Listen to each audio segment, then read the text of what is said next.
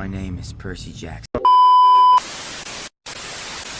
We have to become like the funniest people on earth, because I don't know how to conceptually talk about the like tiny little video they put out about Luke as a character without just making fun of him.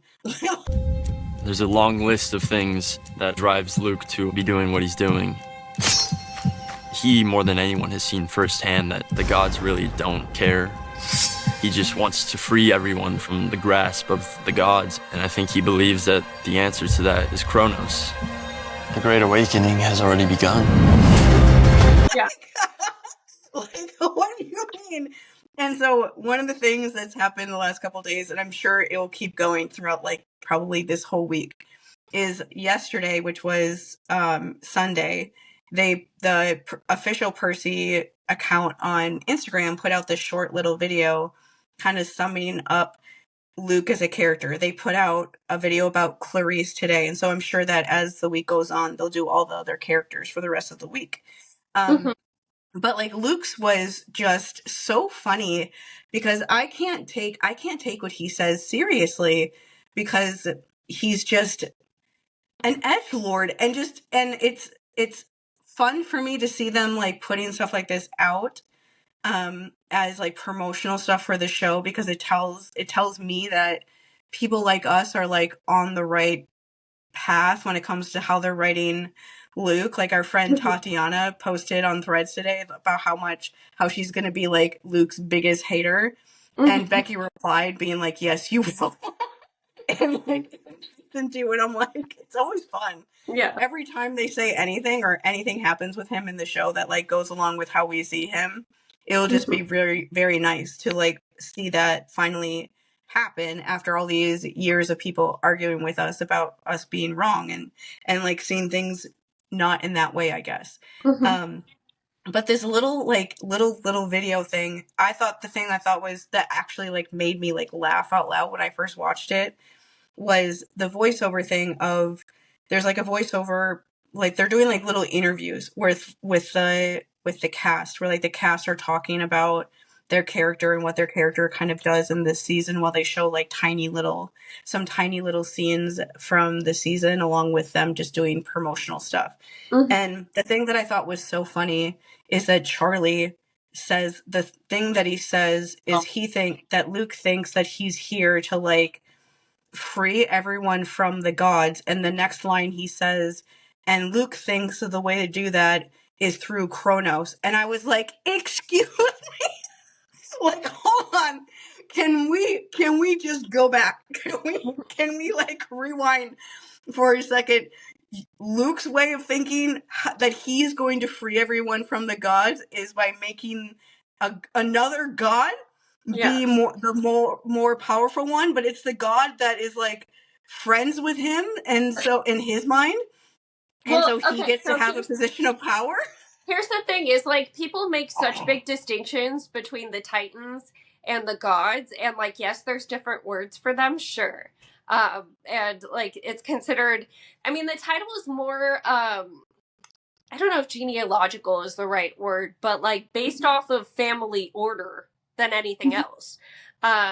When you make the distinction Titan versus Olympian. So they're immortal. They're also immortal. They're also like cosmic forces somehow. And it's very much that type of situation.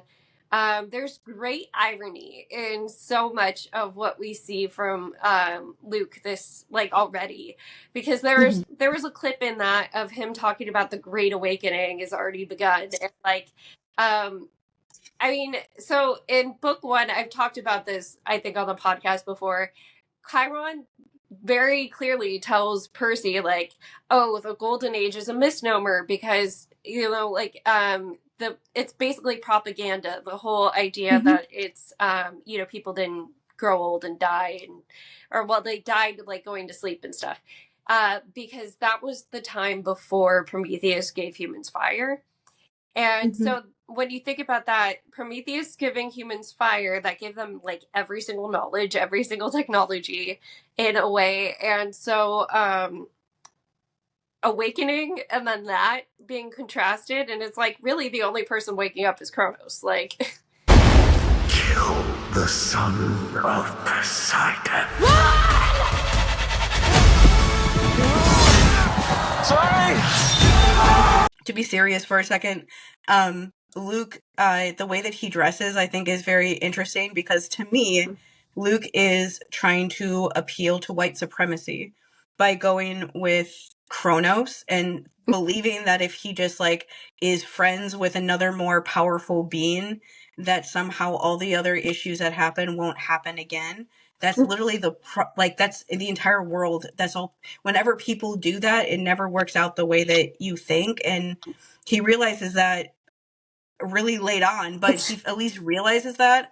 And so like that's what I think Rick was going for with even like the original Luke wearing like preppy clothes and like boat shoes and wearing all this like fancy clothes that he would never ever wear when he was at camp and stuff, when he's with them and on the ship and like Sea of Monsters even. I feel like that's what they're going for, of like he wants to be a part of that like upper echelon world. And that's like kind of the thing we've always tried to say about him, is that he doesn't have a problem with like the gods having all that power. He just thinks that the gods shouldn't have that power. He thinks that other people like him and like Chrono should have that power instead, like people who agree with him. It's like that, and he looks like a freaking idiot because it's like, what are you doing? You're betraying like who you are as a person and leaving all the people who love you behind in order to try to fit into a group of people that are never ever going to accept you and don't actually care about you. Like if you've ever seen a gay Republican, that's what they look like. Oh my gosh. So I have a couple thoughts on his athleisure look. So first of all, the college... Is that the word for that? Yeah. Because it's preppy, yes, but it's also a tracksuit at the same time. So there's something comfy about it that like, it's more modern, I guess. But the whole like, the preppy look that we think of as preppy, because I know Gen Z and Gen Alpha might use preppy for a different type of style these days. We think of New England, like upper class kind of dressing. And this style actually was born out of the universities. And at the time, it was rebellious. At the time, it was like, oh, we're going to wear these comfy, like, polo shirts, and they're all knit materials. And they're like, yeah. But anyways, the other thing about that, though, when you brought up the white supremacy thing, have you ever noticed how many white supremacy type accounts on, like, let's say Twitter, for example, they use a statue head of somebody from, like, Roman times? I feel like they're the type of people that their brain would explode if they knew those statues used to be in color. Because even, so the American Revolution, white was kind of the color of the time, because that's when they thought the statues were white. They were like, oh, there's no way there could have ever been color on them. So, you know, they wanted to emulate these statues. And so he's like, his look being so white and then having the gold details even, it feels very like I'm trying to emulate something that feels Greek, because it has like the Greek key shape on the collar. Yeah, there's just... and like what people thought as like white supremacists want to, like, they suck all like the just like personality out of everything. Like the reason why those statues there and in Egypt are white now is because when the British found it, they painted over them.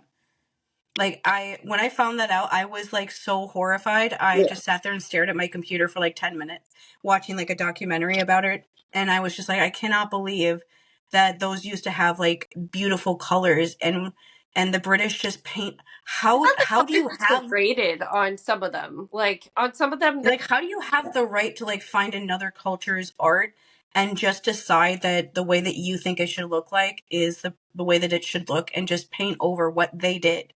Yeah. Like that's another entire culture's life. Like what are you doing? But that's like why it looks like that. And so him like being so literally white and just looking so weird and everyone commenting on like, why does his clothes look so odd? I think that's what they're going for. Yeah. Is him like betraying all of his people who are it even works with him like Charlie being somebody who is like mixed race and everything like that, even though that's not what they didn't like cast people based on that.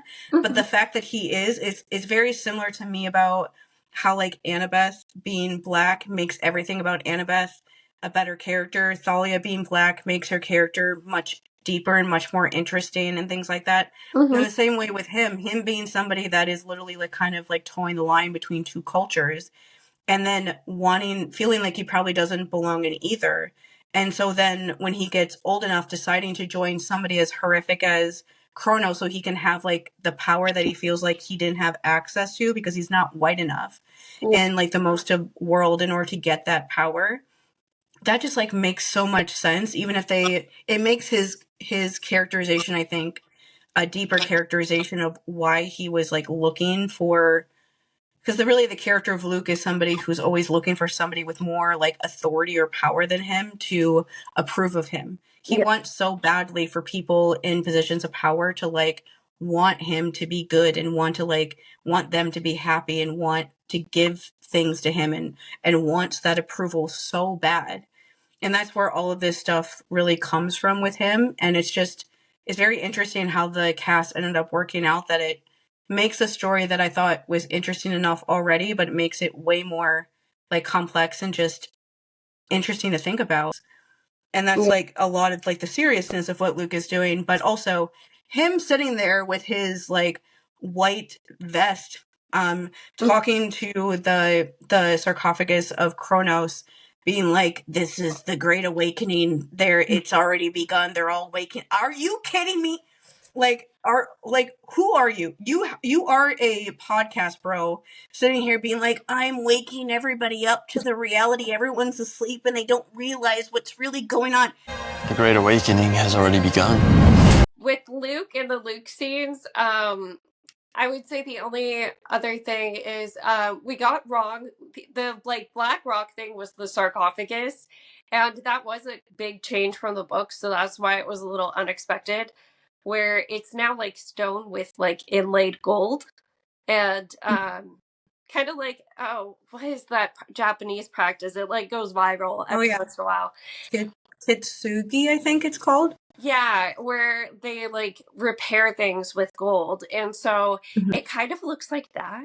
And instead of having this like a lot of engravings and stuff on it that were described in the book, there is a painting in the background that we haven't gotten the super high res picture of yet. So we'll need to see if anyone knows the name of that painting. We would love to look at it. Please tell me, because I actually really like art, and so I kept trying to take screenshots of it today to try to find it. Yeah. But I couldn't, it wasn't coming up whenever I tried to search. Like, there's lots of paintings in that general style that show the sort of things that is likely on it, of like Kronos killing people and things like that, but I couldn't find like the one that it's supposed to be.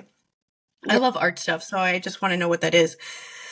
The thing I was gonna say about Luke being like, everybody's waking up and I'm bringing I have to wake everybody up and I have to save everybody and I'm the only one who knows the truth, is it like ironically reminds me of what another conversation Mandy and I were having earlier about Ned from the Try Guys, that one of the groups of people on the internet that I think is funny without thinking at all that they're being funny is like white straight men who realize at the age of 45 that other people feel empathy, but they realize in like the most roundabout weird way, like, and they act like they've like invented a new superpower by having empathy, like, oh, I'm an empath. Nope.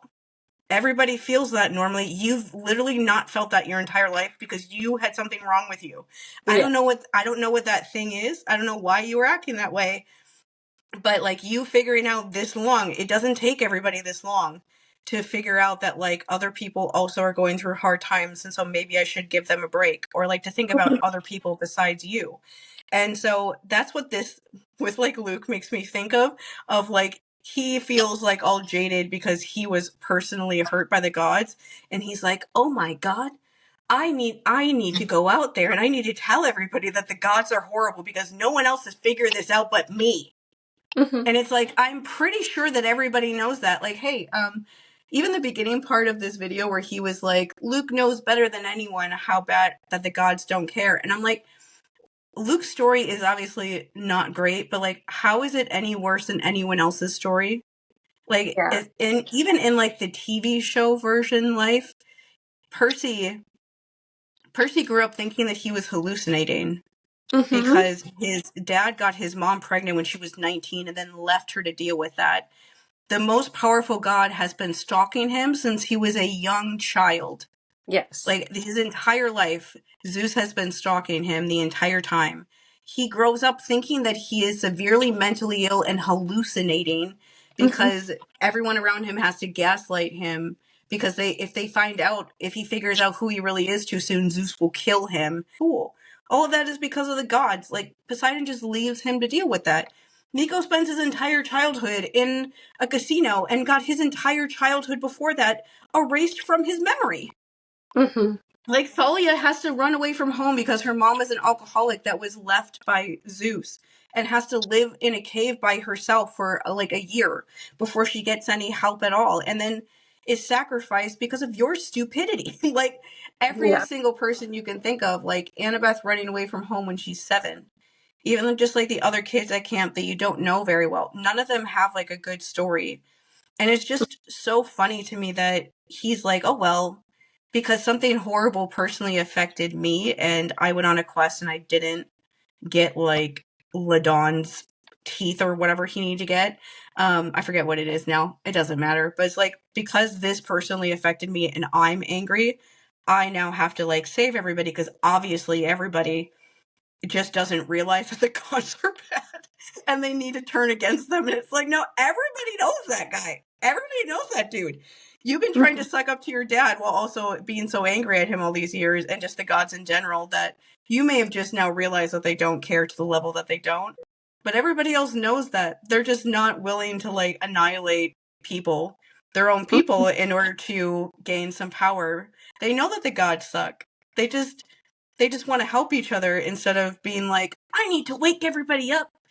I'm going to start a podcast called The Great Awakening from the Princess Andromeda. And just like, it's just the idea that like Luke out of everybody is the one that has to like awaken everyone. I'm like, you sound like a new age person on YouTube. I don't know what to do Like about the that. You worst literally kind. sound like, I'm waiting for him to start talking about vibrations and like frequencies and sounds like somebody like that. I just don't know what to do about it. Oh my And gosh. then, So the Clarisse one from today, the Clarisse yes. one was amazing. And I mean, we've been saying, because like on Rick's book tour, he said he wished he would have developed Clarisse more as a character. Mm-hmm. And like knowing that Dior was given a lot more to do this season, we figured she was getting a big story here. And the big story seems to be like us really understanding her character motivation, which I'm sure was cool work for Dior to really like dive into. Season 1 Clarisse compared to Season 2 Clarisse, there's a difference in depth. Season 2, we start to understand the reasons behind why she does what she does.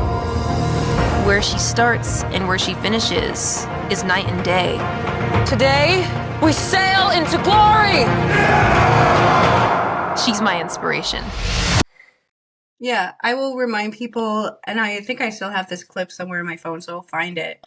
But during Comic-Con, I remember a friend of ours, Sophia, she sent me the video of Dior saying that in an interview, like during like the panel, that she had a similar upbringing as Clarisse, and so her playing Clarisse was really like gratifying and just like almost like therapy she was going through by playing a character going through the same kind of stuff. This makes everything worth it, and you kind of lose yourself in that process. I know for me it was really, really therapeutic playing Clarisse because her and I's life is very scarily similar in our mindset and the way that we think and the way that we were raised. Probably. And so like, what happened? I'm really sorry that you know like what Clarisse went through, but I love that she's the one playing her and she actually knows what that kind of thing feels like. I said this somewhere, but in our second episode, like ever, where like half the episode, Mandy's like standing in her bathroom doing her makeup. We didn't know what the heck we were doing. In the course of that episode, we started talking about Clarisse because we were talking about the second episode of the show when she like pushes, when she pushes Percy around and it kind of looks like the villain at first. Which is just like Luke kind of setting her up for that. And I said in that episode that if they give us a storyline in season 2 of Clarisse like as a daughter of a very angry father, that I will write Rick Riordan a soliloquy to thank him for that. And I'm serious about that because that's about to happen.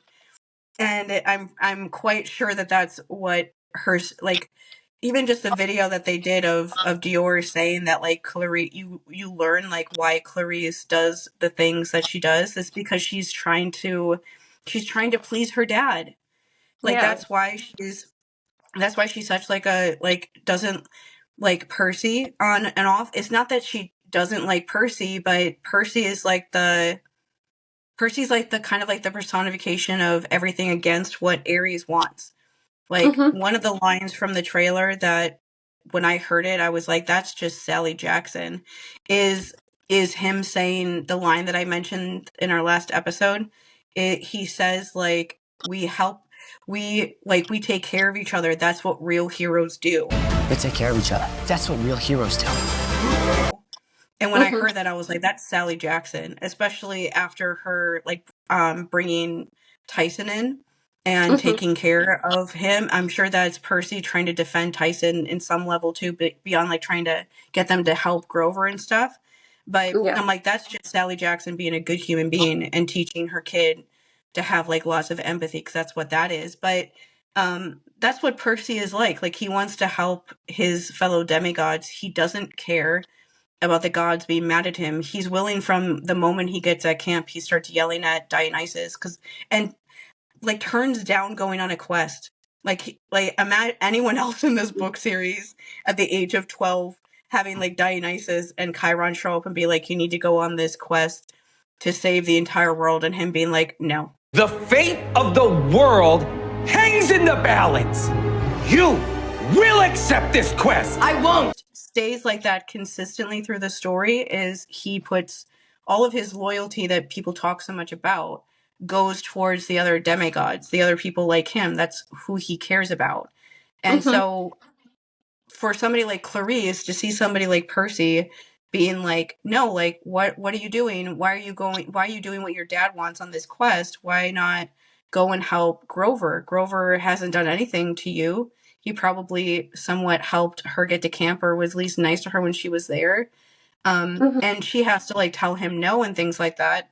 Not because she actually like we would want to do that, but because she has to if she wants to make her dad happy. That's like one of the storylines I like about these books, is that anytime people try to do anything to make the gods happy, they have to turn their back on their fellow demigods. It's the only way for that to work. You can't like really be there for them if you're trying to make the people that have all the power in this situation happy instead. It just doesn't work. You can't do both.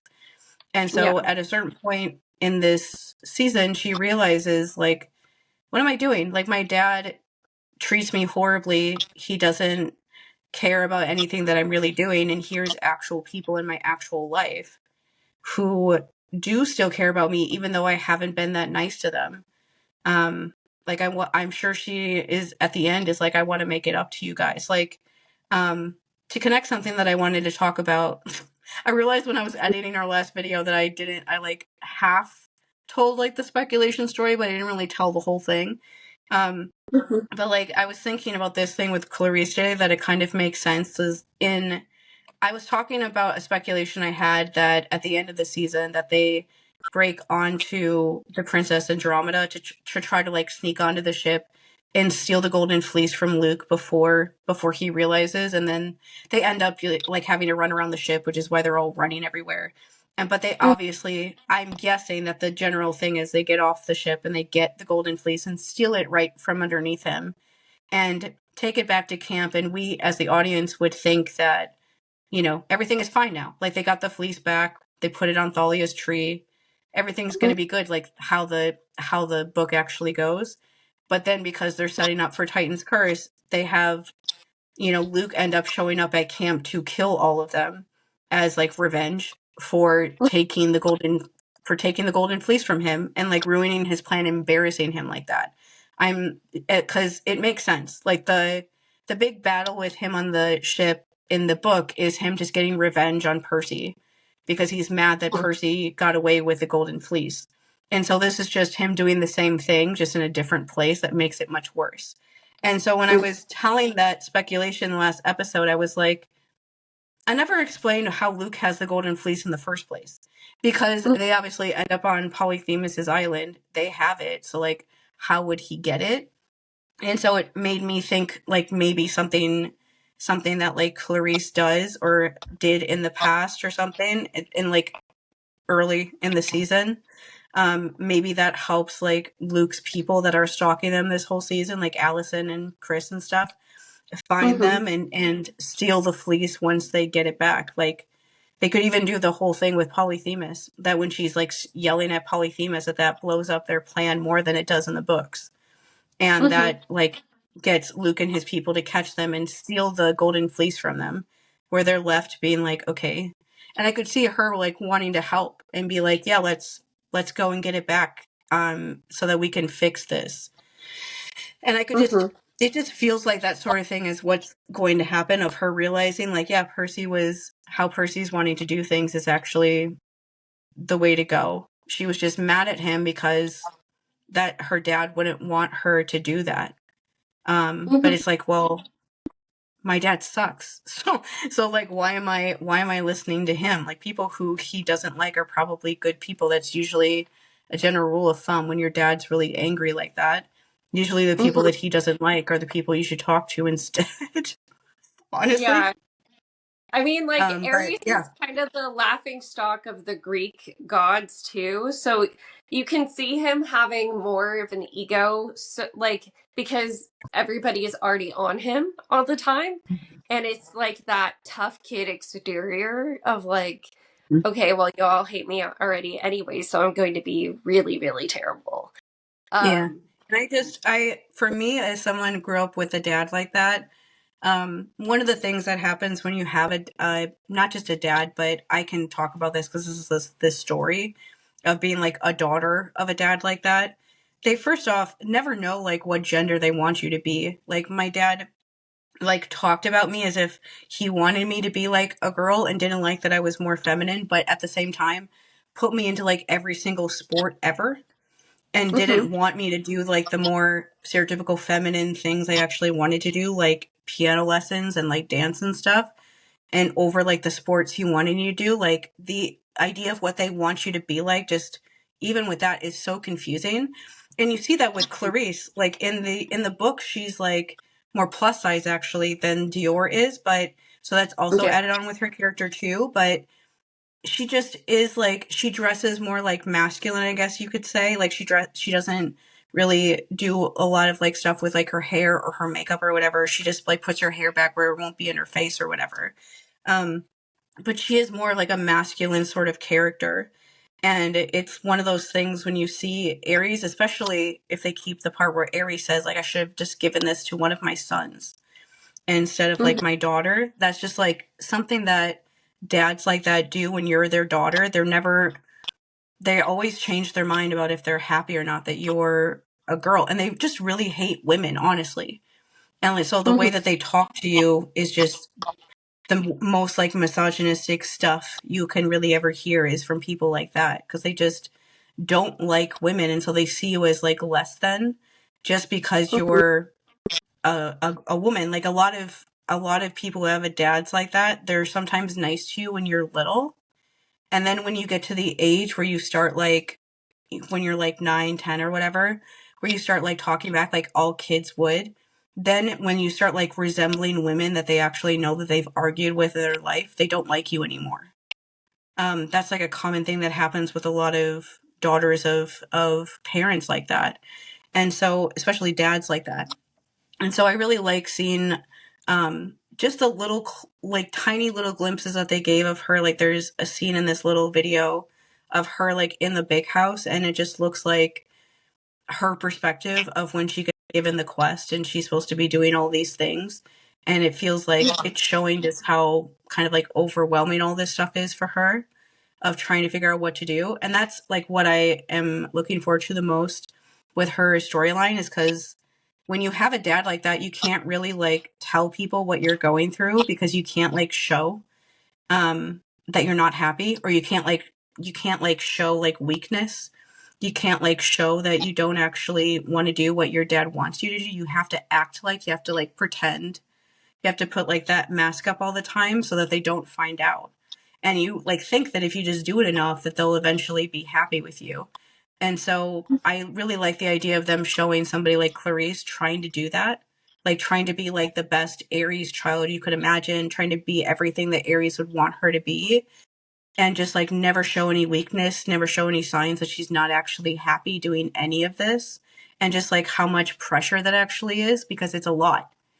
It's so much pressure actually doing that all the time. You have no idea. That's why most of us are very confused about who we actually are. Because we're acting the complete antithesis of how we actually want to be. For most of our lives, until we realize like, my dad's never going to be happy with me, so I'm just going to stop doing this now. But it's like, you know, the things that you want to do, but you know that your dad won't like them, and so you just find reasons to not do them. Even though you really want to. And so with her, you see that like she wants, I think like she wants to get along with the other demigods. She never believes like Luke's shenanigans. She never is like tempted to join his side ever. Like she doesn't actually want to do any of like these power moves to try to get like power and control the way that he does. She wants to be around the other demigods. It's just her dad's stuff that gets stuck in her head that makes her not. And I just really like the idea of showing her being like, what am I doing? And just like giving all of that up by the end of the season and being like, I don't want to do this anymore. And you do see her in the background of that big like last battle when Percy gets hurt. She's like one of the people like looking at him in the background. And so she's there for all of it. And so it's exciting to me to imagine like seeing her and Percy go from her like literally fighting him. And like the little clip of him in this video, it didn't look like he was like super into fighting her. It looks like he was just like, okay, I guess we're going to fight now. It was like that kind of a face, which makes sense for what's going on in the story at that time. And so to go from her like picking a fight with him to like show dominance or something, to her like wanting to help him by the end, and like Dior said, like Percy's a gigantic part of that story of her realizing that she needs to leave her dad behind. That will be really, really satisfying to watch. There's not that many stories like that in things of like daughters with dads like that, which is like every angry like eldest daughter you ever see on the internet. That's usually what's going on in our home life. Wait, so I was trying to find like because I'm about to do another video on my series of like intro to classics that's mostly just reading lists. And so I was trying to find more stuff to say about Ovid, and I of course wanted to see what the Reddit like degenerates would say about Ovid in the like classical studies and like Greek mythology subreddits. And so many people they have this misconception that if you only talk about one version, you think that that version is the only true version. We are the queens of no, there's no canon in Greek mythology. Like both of us have said it. And also, Shannon will defend Medusa in every universe. I fully, wholeheartedly believe this. Wasn't like you, sweetheart. I was you.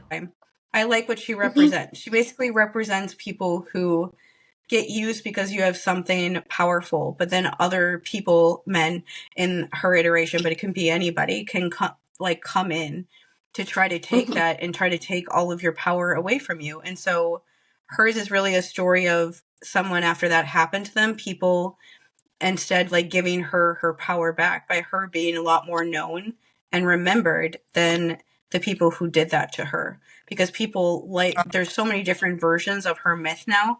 People just believe all kinds of different versions of why she ended up that way. The general idea is just she's somebody who had a lot of things that people wanted to use, and so they tried to take that from her. And so people like the idea of her being able to, you know, stop them and to get like some of that power back instead of being like, instead of her entire sense of self being lost forever. That general idea is like what Medusa really stands for. And so I'm always going to like, I always like that. Those are a lot of the characters that I like anyway. And because she's in mythology, there's like thousands of years of people liking her. That's like, people are seem to be confused about why people like her story so much, but that's why. They just like the idea of somebody whose power was taken away by like political people just like using her, and us now as a society understanding that and wanting to give some of that back to her for the last thousands of years after they realized it, and wanting to use her as a way to like protect people who are going through that now. That's literally all it is. Like I was before, when you were talking about like white supremacists using like Roman mythology, I was going to mention like J.K. Rowling again, that she used to co-opt the Athena symbol for her anti-trans stuff, which is so weird because Athena has been like trans, like she was born from like a man and things like that, and it's just weird that she chose. But it shows how anyone can take anything and like co-opt it. But the thing I wanted to say about that specifically, I think it's really weird that a lot of like classics people, at least the ones that we've run into so far on the internet, they talk a lot more about like Medusa and Persephone and any other myth that they run into, and like it not being like the correct version. I saw one of those people make one video about J.K. Rowling using the Athena symbol as something for anti-trans stuff to kill trans people.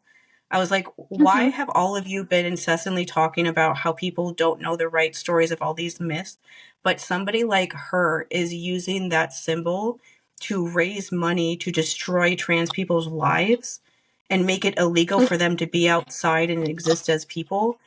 Why do you guys let that go by? How are you guys not like emphatically saying that J.K. Rowling using the symbol is wrong, and like rejecting her wanting to use the mythology that you feel is so important?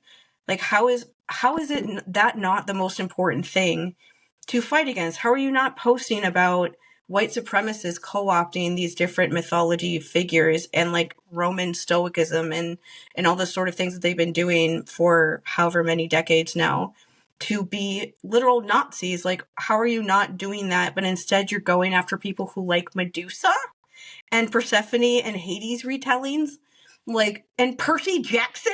So, all right, I feel like this was a good place to end it because it's about William's bedtime. But yeah, as more fan stuff comes out, feel free to like send it to us, tag it to us. We've likely already seen it, but even if we haven't, it helps to like help us gather some of this stuff. And I think the only other things that we haven't covered is the thing that they put on Disney Plus, and then the kids, or is that the same thing? The kids doing the rewatch? Yeah, it's just them talking about what they think is important from season 1. There's little stuff, and I've been making like a list of like things from the first 2 episodes we can talk about, like things that we brought up before so that we remember to say all of them. And since we can talk about those again before the premiere happens, because it feels like too big to like try to talk about more than that, because we don't know. We have to watch the first 2 episodes and then see what else we think after we see what they've changed in those episodes first. Andrew Alvarez still is on private, and so I don't see any Reddit posts about him, which means he's leaving fans alone, so that's great. The kids are excited. They're all the little ones like Levi and Olive that are playing Bianca and Nico are really excited. about the new season. Oh, the trailer got 60% more viewership than the trailers that they put out for season 1. And so that's intimidating that 135 million people watched the trailers so far. Because that's like wild to think like how many people are going to watch like the actual episodes. So that's fun to see like that already being successful and stuff, even if it scares me to imagine that many people watching anything. That's just a lot. That's a lot of people. The only idea I had so far was because they're doing like a podcast thing after every episode. I thought it'd be fun if we did like reaction video sort of things of us watching those podcasts and then saying what we think about what they're saying, because that stuff is interesting anyway. And then just talking about the episodes as normal as we would, but because otherwise there's just so many things happening all at the same time that I don't know what to do. Like we're not even talking about Titan's Curse anymore. And that's still happening this entire time as well. Yeah, I'm sure the next time they get caught filming in public. Okay. All right. That's all we got to say we now. will be back next week with more season 2 stuff, mostly. Honestly, it seems like. There's hardly any time for anything else. I'm sorry, guys. Yeah, I mean, if there's anything huge that comes out with season 3 filming, of course, but like, it seems like season 2 is going to be the focal point again for a second. Yep, that'll be fun.